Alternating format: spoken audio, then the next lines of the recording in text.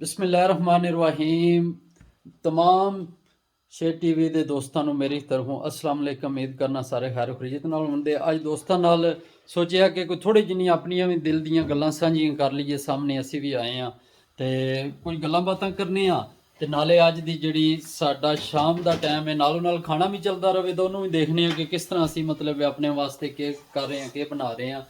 ਇਹਦੇ ਨਾਲ ਖਾਣੇ ਦੇ ਨਾਲ ਫਿਰ ਗੱਪ ਵੀ ਹੁੰਦੀ ਰਹੇ ਦੀ ਦੋਸਤਾਂ ਨਾਲ। कुछ हमेशा मैं कोशिश करना कि दोस्तों को सीखन दी। मेरे भी जितनी काबिलियत नहीं है, मेरे जितनी सूझ बूझ नहीं, मैं कोशिश करना दोस्तों को सीख के ते अपने आप को अगे लैके आने की कोशिश करना वा। तो ये टुड़ियाँ मुहब्बतां ने, टोड़ा प्यार है, टुड़ी चाहते कि तुसी साडे नाल इस तरह मुहब्बतां वंडदे रहो, बने रहो। तो आओ चलने कि मैं क्या करने अज दी एक रोटी बनाने। हमेशा याद रखियो किचन का ਜ਼ਿੰਮੇਵਾਰੀ नहीं लैनी। किचन जिक दिन रोटी बनाई जे तो सारी जिंदगी रोटियां बनाते रहोगे। सो कम टू द किचन। चलो तो आ जाओ रोटी बनाने नाल गपशप भी लाने। जिंदगी च कदे भी किसी चीज़ की शर्माना नहीं है। कोई भी चीज़ जी इंसान के उत्ते नहीं है। अल्लाह ने बड़ा मकाम इंसान बख्शे है। तो थोड़ी जी मैं कोशिश की है कि अग नूं मैं मठिया कर लवां।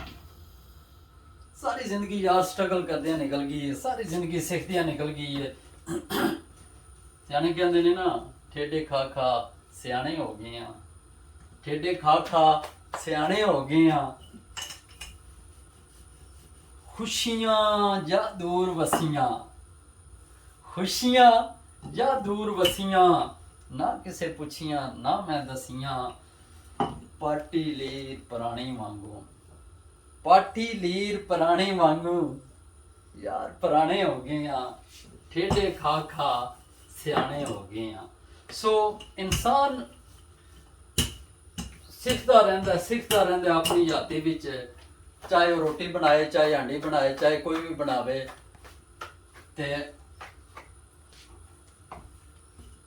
कोई मेहना किसी चीज़ विच नहीं समझना मेरे भाई, किसी भी चीज़ विच मेहना नहीं होना चाहिए। लेकिन रोटी की एडी जिम्मेदारी नहीं लेनी, बड़ा औखा पैंदा जे। एक बारी रोटी बनानी, हांडी बनानी, तुसी कोशिश करो अपनी जात तक, नहीं तो जिम्मेदारी पैगी तो फिर सारी जिंदगी रोटियां बनाते रहो। तो बिस्मिल्लाहिर्रहमानिर्रहीम।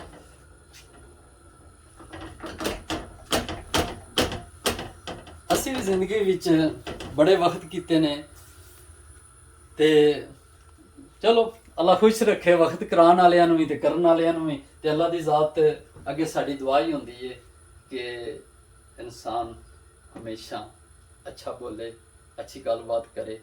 अगर किसी वास्ते कुछ कर सकता तो ज़रूर करे, चाहे वह अपने रिलेटिव ने, अपने रिश्तेदार ने, अपने लगते ने, अपने यार दोस्त ने, या जो भी भैन भरा ने दुनिया उत्ते, ते उन्होंने वास्ते ज़रूर करना चाहिए।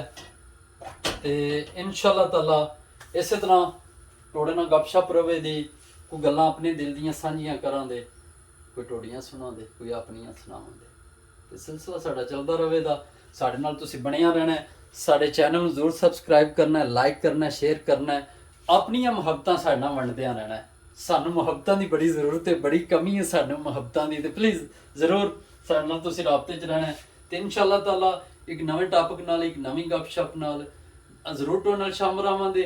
किसी को भी मेरी गल बुरी लगी हो, मंदी लगी हो, तो मैं माफ़ी चाहना वा, क्योंकि मैं तो कोशिश करना वा कि एक शायर कहता है कि किसी का दर्द मैं कहाँ तक अपने पास रखूँ, ये जिसका हो निशानी बता के ले जाए। असी तो लोगों के दर्द भी सामभ के रखने तो किसी को दर्द दे सकने हैं। Thank you very much. बड़ी मेहरबानी शेर टीवी देखने का, शुक्रिया।